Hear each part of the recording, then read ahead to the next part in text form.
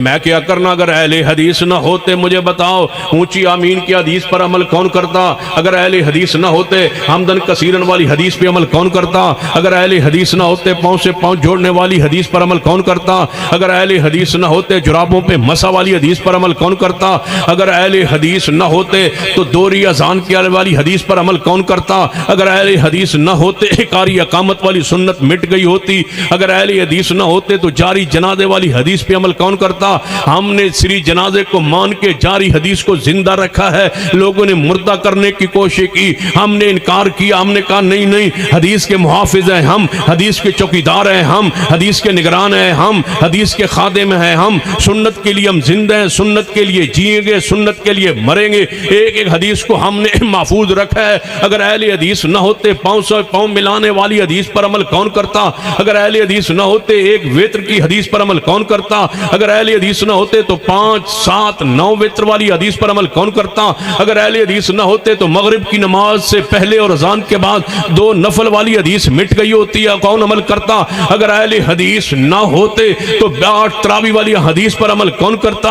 اگر اہل حدیث نہ ہوتے تو جناب ظہر عصر سفر کے اندر اکٹھی کون پڑھتا؟ اگر اہل حدیث نہ ہوتے تو مغرب عشاء کو سفر کے اندر کون جناب اکٹھی کرتا؟ بارش کے اندر کون کہتا لا صلو فی الرحال، نماز گھروں میں پڑھ لو، یہ حدیث مٹ گئی ہوتی۔ اگر اہل حدیث نہ ہوتے سورج ڈھلنے کے بعد زور کی نماز فوری کون پڑھتا؟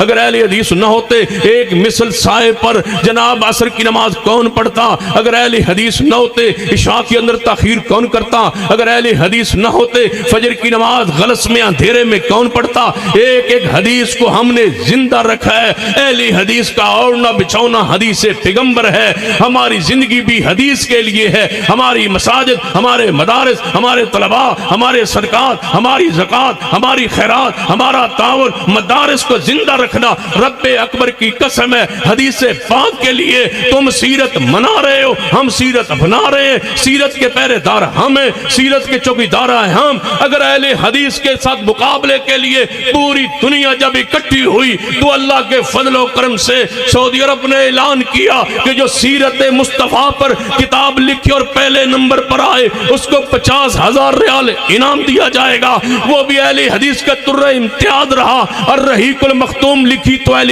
حدیث نے لکھی، حدیث کا علم دیا اہل حدیث نے، تفسیر کا علم دیا اہل حدیث نے، رجال کا علم دیا اہل حدیث نے، ایک ایک حدیث کی سند پر پیرا دے کے پرکھ کے پڑتال کر کے امت کے سامنے ایک ایک صحیح حدیث کو رکھا، ضعیف کو الگ کیا۔ میرے جماعت کے شیخ علامہ البانی رحمت اللہ علیہ نے، حافظ زبیر علی زئی رحمہ اللہ نے نکھار کے رکھ دیا، یہ ضعیف روایات ہے، یہ صحیح روایات ہے، صحیح دین امت کے سامنے صحابہ سے لے کر آج تک پیش کیا ہے تو اہل حدیث نے، اور قیامت تک اہل حدیث زندہ رہیں گے اور دین کے پہرے داری کرتے رہیں گے انشاءاللہ۔